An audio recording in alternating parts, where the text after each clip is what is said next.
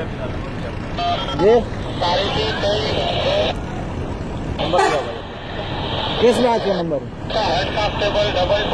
Airport का एक number से पर्ची दे चेक कराओ, महीने का नंबर होता है मेरे पास। यहाँ आते हो, यहाँ महीने का नंबर होता है। हम तो रोजाना आते हैं यार। रोजाना आओ, ये मेरे को 30 दिन लगातार चेक कराना है। रोजाना आओ, मेहरबानी करो। मेहरबानी तो आपको कर रहे हैं कि आपका चलान थोड़ी कर रहे हैं 500 का। कबूल अवान की गाड़ी है, मेहरबानी। कबूल अवान का कार्ड है आपके पास? कार्ड वो थोड़ी देता है। हाँ, बात कराओगे? भाईजान हम पहुंच गए हैं 18 नंबर को। कबूल अवान से बात कराओगे हमारी? 50 रुपये ज़्यादा कबूल अवान साहब के महीने के। 50 रुपये पूरे महीने के कबूल अवान। आप बात कर लो, 50 रुपये पूरे महीने के। यार 50 रुपए पीछे लाला जो है नंबर लाला है। सीधी गाल कर। तनख्वाह कितनी है?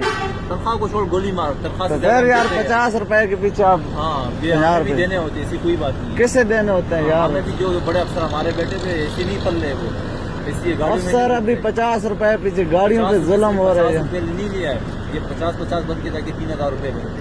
50 मकसद भी नहीं है यार। 50 गाड़ी वाले किस मकसद के लिए ले रहे हैं?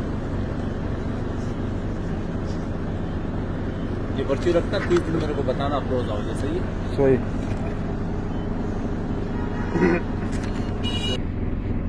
ये देखे भाईजान, ये आपने पुलिस वाले को देखे। ये मैं अभी कराची 18 नंबर गेट पे PICT वाले गेट पे अनलोडिंग के लिए आ रहा था और ये ट्रैफिक वाले ने मुझे रोक लिया।